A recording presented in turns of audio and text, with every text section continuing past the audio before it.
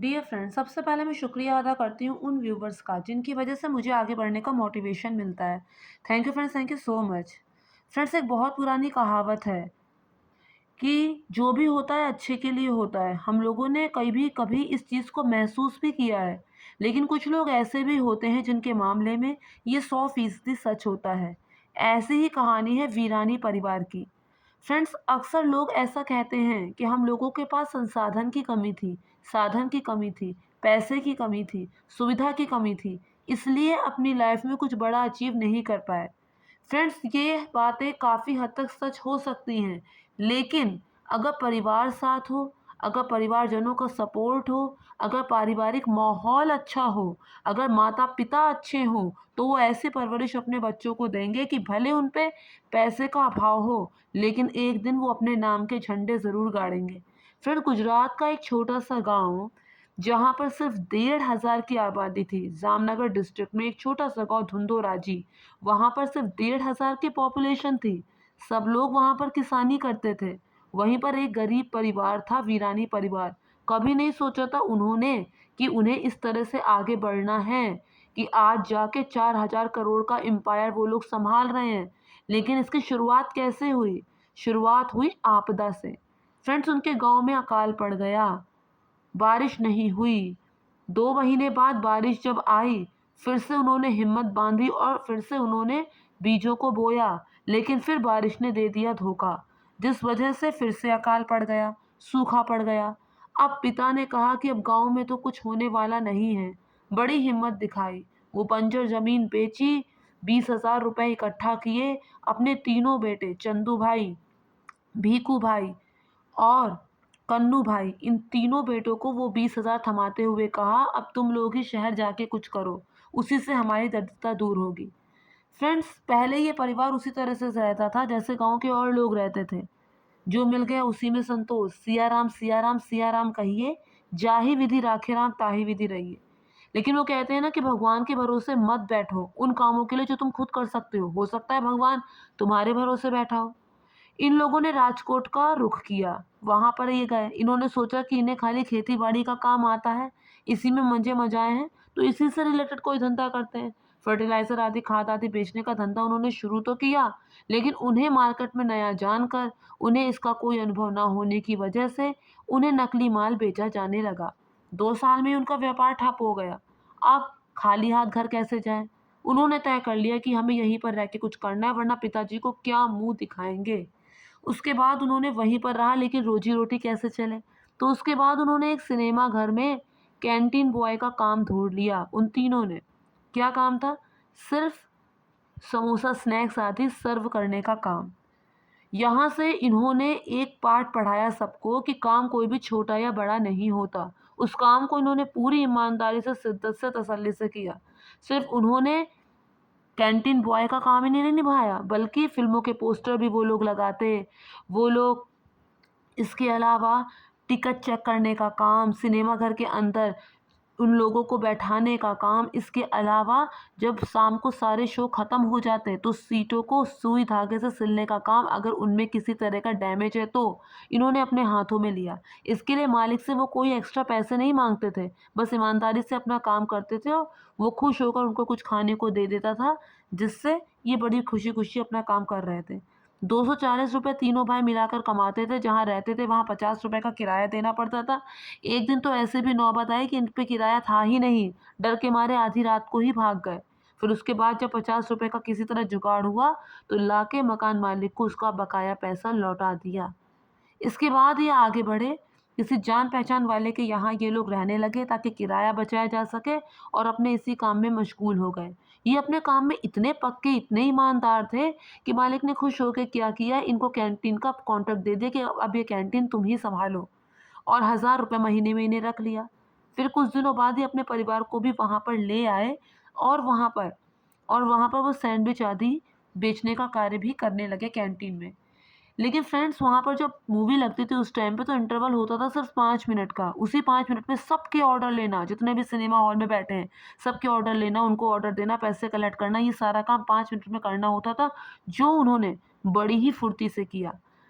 कई बार तो ऐसा भी होता था कि इंटरवल ख़त्म, लोग सिनेमा हॉल में पहुँच गए तो वहाँ जा जाकर उनको उनके ऑर्डर देना, ये काम भी इन लोगों ने किया। बहुत ही ईमानदारी से अपना काम करते थे।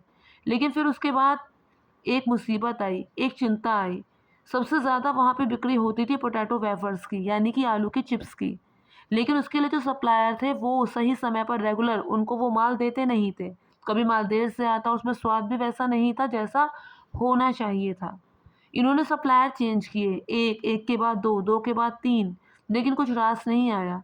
उसके बाद वो इस काम में भी कूद पड़े कि अब हम खुद ही ये काम करेंगे। इन्होंने एक लड़का भी हायर किया इस काम को कराने के लिए, लेकिन वो कभी आता, कभी नहीं आता। आलू काटने की चिप्स उस ज़माने में 10,000 की आती थी, पर इतना पैसा अगर वो उस मशीन को खरीदने में लगा देते, आलू काटने की मशीन आती थी 10,000 की, लेकिन अगर उसमें ही लगा देते, तो बाकी के काम के लिए पैसे कैसे मिलते? तो इन्होंने क्या किया, एक जुगाड़ू मशीन बनवाई 5,000 रुपए की और उसके बाद इस काम को शुरू किया। अब पहले इस काम को कभी किया नहीं था तो इसलिए ट्रायल और एरर का मेथड हुआ। बहुत सारी बर्बादी भी हुई, वेस्टेज भी हुई, लेकिन आखिरकार उन्होंने वो पसंदीदा चिप्स जिसका स्वाद कस्टमर को पसंद आएगा, उन्होंने बना ही लिया। अब बड़े धड़ल्ले से उनका काम चलने लगा। उन्होंने सोचा जब कस्टमर को चिप्स इतने पसंद आ रहे तो हमें अपने पैर आगे भी बढ़ाने चाहिए। इन्होंने 25-30 दुकानदारों को वो चिप्स के पैकेट बाँटे और नाम उसका ब्रांड का नाम रख दिया बालाजी वेफर्स। बालाजी इसलिए रखा क्योंकि जहाँ से उन्होंने काम की शुरुआत की थी वहाँ पे हनुमान जी का एक छोटा-सा मंदिर भी था। उस सिनेमा घर में एक हनुमान जी का छोटा-सा मंदिर भी था। तो वहीं से उन्होंने ये आइडिया लिया और बालाजी वेफर्स के नाम से अपने जो चिप्स थे वो 25-30 दुकान वालों को दे आए। लेकिन मुसीबत कहाँ पीछा छोड़ती है। क्या हुआ कि दुकान वाले इनके साथ ठगी करने लगे। कुछ आधे चिप्स खा जाते और आधा पैकेट उनको पकड़ाते हुए कहते हैं, अरे चिप्स तो बासी हैं। कुछ लोग ऐसा कहते हैं कि फटे-वटे नोट पकड़ा देते हैं।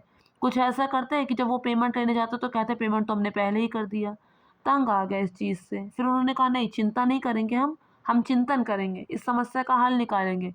अपने आप उठाई साइकिल, फिर मोटरसाइकिल, फिर ऑटो और गाँव-गाँव जाकर अपने चिप्स बेचने लगे। मकसद इनका एक ही था कि किसी तरह इनका चिप्स जन-जन तक पहुँचे, उसका स्वाद पहुँचे, तो लोग खुद ही इसकी डिमांड करें और इसकी जब डिमांड होने लगेगी, तो उन लोगों को इतनी ज़हमत नहीं उठानी पड़ेगी। सेल के बिल्कुल विरोधी थे ये कि सेल का मतलब है कस्टमर पे अपना सामान थोपना। हम क्यों अपना सामान थोपें? हम अपनी सर्विस ही ऐसी रखें कि कस्टमर सामने से आकर ले।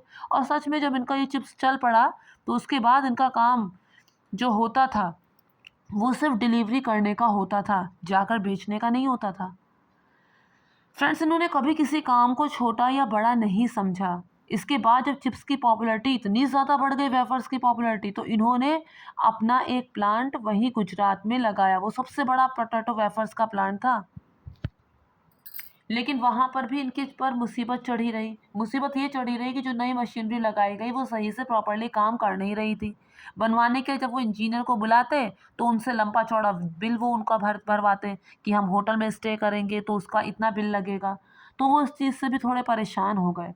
उसके बाद उन्होंने क्या किया, वो सिर्फ थे 10वीं पास और 10वीं पास को कितनी नॉलेज होती है। उसके बावजूद उन्होंने मशीन को स्टडी किया। ये नहीं कि सीधे ही अपने आप खोल मार ले करने लग गए, ना, पहले स्टडी किया।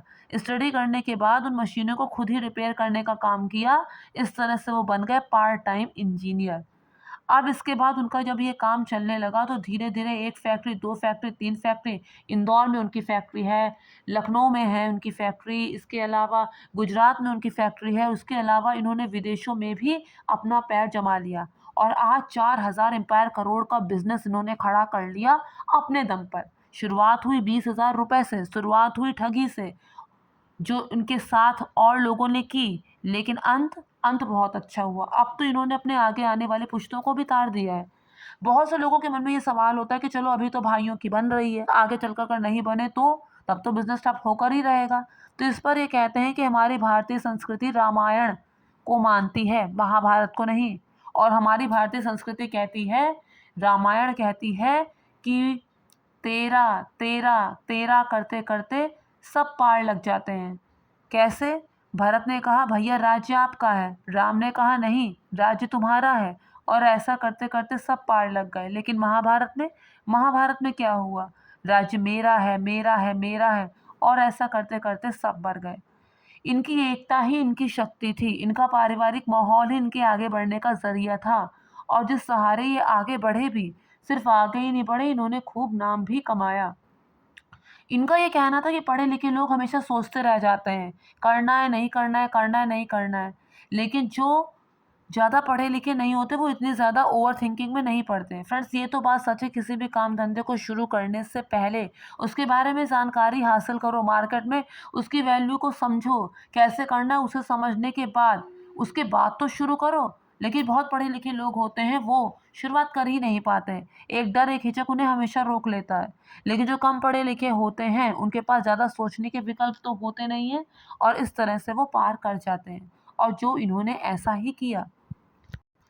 एक टाइम ऐसा भी आया जब मल्टीनेशनल कंपनी ने इनकी कंपनी को खरीदने की कोशिश की, लेकिन इन्होंने कहा कि जैसे मीरा भाई को सिर्फ एक ही धुन थी, चाहे कोई कितना रोके, वैसे ही इन्हें अपना काम इतना ज़्यादा अच्छा लगने लगा कि इन्होंने उसी में डूब जाने का फैसला किया कि हम इसी काम को आगे आगे करते रहेंगे, इसे कभी क्विट नहीं करेंगे।